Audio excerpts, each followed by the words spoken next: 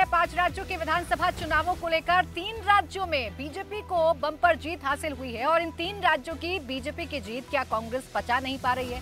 कांग्रेस हार की समीक्षा करने की बजाय इस हार की जो वजह है वो ढूंढने की बजाय क्यों बहाना ढूंढने की कोशिश कर रही है, इस पर हम लगातार चर्चा कर रहे हैं। एक और बड़ी महत्वपूर्ण खबर सामने आ रही है। एक तरफ ईवीएम को दोष देना, एक तरफ वोट शेयर की बात करना, तो दूसरी तरफ जिस इंडिया अलायंस की बदौलत 24 में मोदी को टक्कर देने की बात विपक्षी दल करते हैं, उसी इंडिया अलायंस में फिलहाल कंफ्यूजन देखने को मिल रही है। एक बैठक कांग्रेस की तरफ से बुलाई जाती है, एक बैठक का निमंत्रण दिया जाता है। 6 तारीख को यह बैठक बुलाई गई, 6 दिसंबर को, लेकिन इस बैठक में कौन कौन नेता शामिल होगा यह अभी तक साफ नहीं हो पा रहा है। ममता बनर्जी सीधा सीधा कह रही हैं कि ना कोई फोन आया, ना कोई निमंत्रण आया, इस बैठक में शामिल कैसे हों। नीतीश कुमार इस बैठक में शामिल नहीं होंगे, हालांकि पार्टी के कुछ अन्य नेता इस बैठक में शामिल हो सकते हैं। अखिलेश यादव भी इस बैठक में शामिल नहीं होंगे। अब आप सोचिए, मोदी को हराने के लिए ये सारे विपक्षी दल एक साथ आए और एक साथ बैठकर कोऑर्डिनेशन कमेटी काम करेगी। 24 में हम अपने मुद्दों को लेकर मोदी को टक्कर देंगे।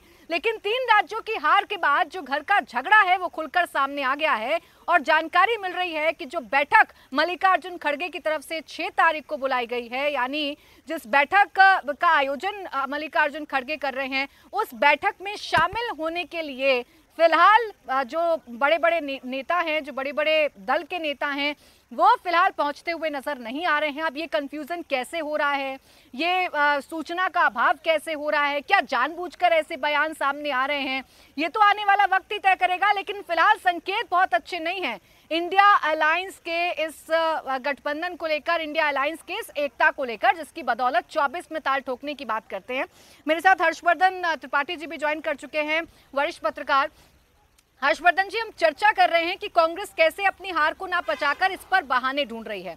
एक और जो ये इंडिया अलायंस में गफलत का मामला सामने आ रहा है, क्या जो खुद बिखरे हुए हैं वो इकट्ठा होकर 24 में कोई टक्कर दे पाएंगे प्रधानमंत्री नरेंद्र मोदी को? देखिए प्राची, मुझे लगता है कि कांग्रेस पार्टी के लिए इस वक्त जो सबसे ज़रूरी था कि उसके जो सबसे बड़े नेता हैं, जो चेहरे हैं राहुल गांधी और प्रियंका गांधी, वो अपने कार्यकर्ताओं के सामने आते। एक राज्य में उन्हें बड़ी जीत मिली है और मैं बार बार कहता हूं कि राहुल गांधी को उसका श्रेय देना चाहिए। राहुल गांधी लगातार नरेंद्र मोदी के खिलाफ कभी मतलब बेतुके तरीके से भी लड़ते रहते हैं। तो एक देश के बड़े वर्ग को, और मैं साफ साफ कहता हूं कि देश के मुसलमानों को अब लगने लगा है कि राहुल गांधी कम से कम उनके नेता हैं। ये बड़ी खबर है कांग्रेस के लिहाज से, ये रिवाइवल हो सकता है। जिस हिंदी पट्टी में कांग्रेस का संकट बहुत बड़ा है, जिस यूपी में अखिलेश ने कह दिया कि वो चालू पार्टी और क्या क्या, और अजय राय को क्या बोल दिया, उस यूपी में कुछ उनके लिए ठीक हो सकता है। सीटें आना अलग बात है, लेकिन वहां उसके बावजूद अभी तक दोनों में से कोई उस तरह से नहीं नजर आया। दूसरी जो बड़ी चीज है, जैसे कहते हैं ना कि फसल आप लगाते हैं, उसका सीजन होता है। अभी फसल लगाई तो 2 महीने 3 महीने बाद आप उसको काटते हैं। अब जो विधानसभा चुनाव के समय सहयोगियों को अपमानित करने वाली फसल कांग्रेस पार्टी ने लगाई है, उसको वो काटेगी कब? अभी यही जनवरी फरवरी के बाद उसकी कटाई शुरू होगी। यानी जब लोकसभा चुनावों का नोटिफिकेशन आएगा, उसकी सूचना जारी होगी, उस समय कांग्रेस पार्टी को यही उनके सहयोगी बताना शुरू करेंगे कि तुम्हारी राजनीतिक हैसियत क्या है, उत्तर प्रदेश में तुम कहां खड़े हो, बिहार में तुम कहां खड़े हो। ये अंतर्द्वंद बढ़ने वाला है और प्रधानमंत्री नरेंद्र मोदी के लिए इससे बेहतर स्थिति कुछ नहीं हो सकती। और मैं तो कहता हूं ना कि इससे अच्छा है कि केरल से कम्युनिस्ट पार्टी भी खड़ी हो, कहे कि हमारा भी मत प्रतिशत जरा देख लो, वो भी प्रसन्न हो सकती है। जैसे कांग्रेस प्रसन्न हो रही है, तो ऐसे केरल में कांग्रेस कम्युनिस्ट पार्टी के पास भी प्रसन्न होने के लिए जरिया है। अब ये वाला तरीका अगर निकालेंगे तब तो अभी और नीचे जाने के बाद भी शायद कहेंगे कि इस जिले में, इस जगह पर हमारा मत प्रतिशत बहुत ज्यादा है। और यही घुमाने की कोशिश की जा रही है, यही बताने की कोशिश की जा रही है। ईवीएम पर भी ठीकरा फोड़ा जा रहा है। लेकिन जिस इंडिया अलायंस में फिलहाल ये कंफ्यूजन हो रही है और जिस इंडिया अलायंस की बैठक में कौन नेता शामिल हो रहा है और कौन नेता शामिल नहीं हो रहा है, इसको लेकर जो कंफ्यूजन बनी हुई है, इस पर सवाल जब ममता बनर्जी से पूछा गया तो ममता बनर्जी ने क्या कुछ कहा, आइए ये आपको सुनवा देते हैं। मेरे को पता जिसमें नहीं है उसमें आप क्यों हमको पूछ रहा है? मेरे को पता नहीं है, मेरे को जानकारी नहीं है। इसी के लिए मैंने बाहर में प्रोग्राम रख दिया, नॉर्थ बंगाल टूर में। उधर में हमारा 6-7 दिन का प्रोग्राम है। तो मेरे को जानकारी होता तो हम थोड़ा ही प्रोग्राम रखता, हम जरूर जाते, लेकिन हमारे पास कोई जानकारी नहीं है। इसी के लिए हम नॉर्थ बंगाल टूर में जा रहा है।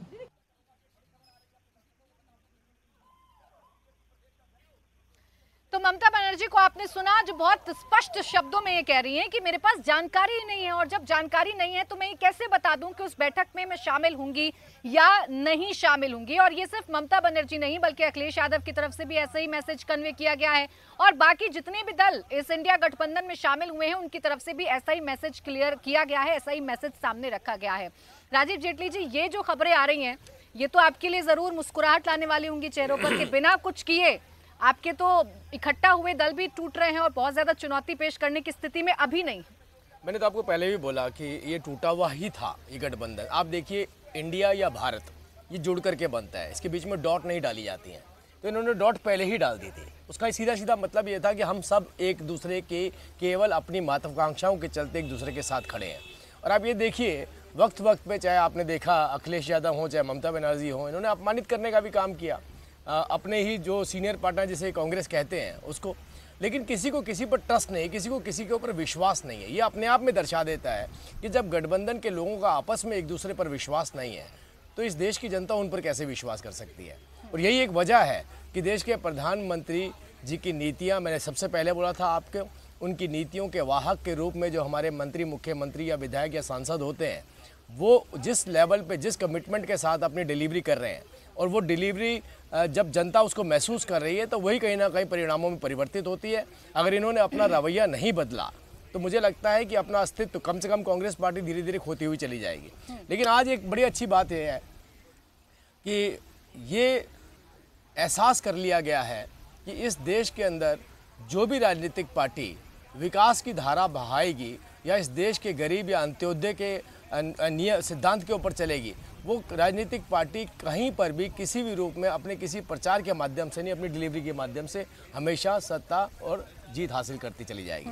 तो आज ये सबसे अच्छी बात है कि हमारे देश की जनता ने इस चीज़ को महसूस कर लिया और मुझे लगता है कहीं ना कहीं ये एहसास अब जो इनके अलायंस पार्टनर हैं उनको भी हो चुका है कि देश के प्रधानमंत्री नरेंद्र मोदी जी को किसी भी रूप में चुनौती नहीं दी जा सकती। उनके और जनता के बीच के जुड़ाव को कभी भी तोड़ा नहीं जा सकता है। और जब हमें नहीं तोड़ा जा सकेगा तो हम कहां से, आपको लगता है, वो हमारे सामने खड़े हो सकते हैं, हमारे साथ मुकाबला कर सकते हैं। ठीक है आरती जी, जो ममता बनर्जी अभी कह रही थी कि जानकारी नहीं है तो मैं कैसे जाऊं, मुझे पता ही नहीं है कि कोई बैठक बुलाई गई है, ये कैसा गठबंधन है, ये कैसा अलायंस है जिसमें आप एक बैठक कॉल करते हैं, मल्लिकार्जुन खड़गे कांग्रेस के राष्ट्रीय अध्यक्ष एक बैठक कॉल करते हैं और आपके जो बड़े बड़े लीडर्स हैं इस अलायंस के, बड़े बड़े दल हैं, उन तक जानकारी ना पहुंचना?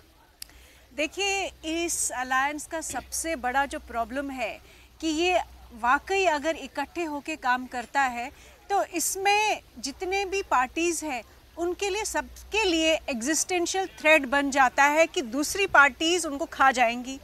कांग्रेस के साथ भी इनफैक्ट यही था, जब तक इनफैक्ट पिछली बार भी ये थर्ड फ्रंट की बातें होती आ रही, इनफैक्ट कई टाइम से बात हो रही है, लेकिन हर बार कांग्रेस के लिए ये बड़ी दुविधा है कि अगर बाकी पार्टीज़ को ये अकोमोडेट करते हैं तो कांग्रेस ऑलरेडी इतनी नीचे सतर पे आ चुकी थी, तो अगर बाकी पार्टीज़ को अकोमोडेट करे तो कांग्रेस क्या रिवाइव कर पाएगी कि नहीं। वैसे ही अगर टीएमसी भी अपना मैदान छोड़ देती है, आम आदमी पार्टी मैदान छोड़ देती है, समाजवादी पार्टी अपना मैदान छोड़ती है, जहाँ पे उनकी कोई एक रोल था, एक इन्फ्लुएंस था, एक पावर था, तो वहाँ पे कोई और पार्टी अपना जड़ बना लेगी। तो मुझे नहीं लगता है कि ये अलायंस जो आपने कहा कि ममता बनर्जी, बिल्कुल तभी ये कोऑर्डिनेशन नहीं हो रही है, जानबूझ के नहीं हो रही है, क्योंकि एक दूसरे पे ना तो विश्वास है और ना ही ये वाकई मानते हैं कि ये एक दूसरे के साथ काम करने से इनका किसी का भी भला होगा।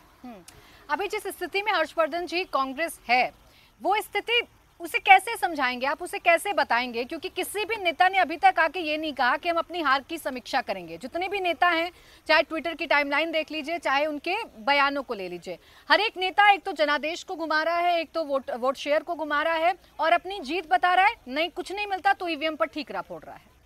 नहीं प्राची, एक ज़रूरी बात जो मुझे लगता है कि जो लोग भी सुन रहे हैं अभी उनको समझ में आनी चाहिए, जब ये सारे लोग आपस में एक दूसरे को अपमानित कर रहे थे, जब 12 जून की बैठक 23 जून को चली गई थी पटना में होने वाली और नीतीश कुमार जी का मुंह उस वक्त थोड़ा सा उतर गया था, और जब अभी फिर विधानसभा चुनाव के वक्त नीतीश कुमार लगभग रुआंसे हो गए, क्या बोला उन्होंने? उन्होंने कहा, अरे देखिए कांग्रेस को तो चिंता ही नहीं है, हम ये गठजोड़ बना रहे हैं और कांग्रेस उसकी मीटिंग तक नहीं कर रही है। कांग्रेस की तरफ से क्या जवाब गया? उन्होंने कहा खड़गे जी नीतीश जी से बात कर लेंगे, हम उनको समझा लेंगे। यानी अब एक दूसरे को अपनी शर्तों पर लाने की कवायद इस तरह से हो रही है कि हम कुछ बड़े दिखें। और कांग्रेस पार्टी को लगता है कि पूरे देश में चूंकि एक बेस वोट उसके पास आ गया तो अब उसको दूसरे की बात सुनने की जरूरत नहीं। अब ये बहुत खतरनाक हो जाता है जब आप कहते हैं ना कि हम आपके मित्र हैं। जैसे हमारी आपकी मित्रता ही नहीं है तो ठीक है भाई, हम सड़क पे चल रहे हैं, हमसे क्या लेना। आप हमारे मित्र हो गए, हमारे साथ कुछ गड़बड़ होने जा रही है और आप हमारे साथ खड़े होने की बजाय उस समय करेंगे हाँ इसको एक और मारो भाई, इसने तो गलत किया, एक थप्पड़ और जड़ दो। कांग्रेस और सहयोगियों के साथ कुछ इस तरह का संबंध है। उसमें जो सबसे बड़ा संकट है, जिसको हमारे यहाँ देशज में कहते हैं ना कि तितलौ की दूजे नीम चढ़ी, उसमें क्या हो गया? कांग्रेस पार्टी का कोई नेतृत्व तो नहीं है जो खड़ा होकर कहे कि अच्छा हो या बुरा ये हमने किया, हम उसका परिणाम भुगतने के लिए तैयार हैं। हमारा कार्यकर्ता पूरी मेहनत से खड़ा हुआ, जो हमसे गलती हुई उस रणनीति को हम ठीक करेंगे। लेकिन जब वो एस्केप रूट्स खोजते हैं, जब वो गुंजाइश कैसे रास्ता बना लें वो खोजने लगते हैं, तो जनता का जो टूटा हुआ भरोसा है वो और ज्यादा टूटता रहता है। सबसे बड़ा संकट कांग्रेस पार्टी का और इस गठजोड़ का तो यही दिखता है। इस गठजोड़ में आरती जी जैसे बयान आ रहे हैं, जो एग्जाम्पल अभी हर्षवर्धन जी दे रहे थे कि कैसी मित्रता है, अभी अखिलेश यादव को ले लीजिए, अभिषेक बनर्जी को ले लीजिए, उमर अब्दुल्ला को ले लीजिए, जिस तरीके के बयान सामने आ रहे हैं, क्या इस इंडिया अलायंस में जो महत्ता कांग्रेस की थी इन 3 राज्यों को हारने के बाद वो खत्म हो रही है? देखिए, वैसे ही इस गठजोड़ में राहुल गांधी को तो कोई मानता ही नहीं है। इतने दिग्गज नेता है जिन्होंने अपनी सारी उम्र लगा दी और उनका पॉलिटिकल स्टेचर भी जो है कहीं ज़्यादा ऊंचा है राहुल गांधी जी से। इनफैक्ट राहुल गांधी जी के साथ रहने से उनकी भी थोड़ी जो है छवि खराब हो जाती है, क्योंकि राहुल गांधी जी अब पूरे देश में जिस तरह से उन्होंने अपनी इमेज बनाई है, जो पॉलिटिकल स्टेटमेंट्स देते हैं, जिस तरह की हरकतें करते हैं, जो भाषा का इस्तेमाल करते हैं, वो इनको सूट नहीं करता है किसी को भी। तो मुझे लगता है कि ये सब पार्टियां अंदर ही अंदर अपने आप को बचाने के लिए बिल्कुल कांग्रेस को, इनफैक्ट हर्षवर्धन जी ने एक बहुत इम्पॉर्टेंट बात कही कि कांग्रेस को अब लगता है कि अब हमें सुनने की ज़रूरत ही नहीं है। अब तो हमने इतनी 3-4 स्टेट्स तो हमारे हाथ में है और कांग्रेस अकेले ही एक नेशनल पार्टी, इनफैक्ट बाकी सारी तो रीजनल पार्टीज़ है, और कांग्रेस का जो ये इमेज है और वैसे ही उनके पास इतना एक्सपीरियंस है गवर्नेंस का, पावर में रहने का इतना एक्सपीरियंस है, तो वो इन सारी पार्टीज़ को नीचा देखेंगे और नीचा दिखाएंगे भी। कांग्रेस की ये कोशिश रहेगी कि रीजनल पार्टीज़ ख़त्म हो और उनके बजाय कांग्रेस अपनी जगह बना ले। मुझे नहीं लगता है कोई भी रीजनल पार्टी उन पे विश्वास करेगी अंदर ही अंदर।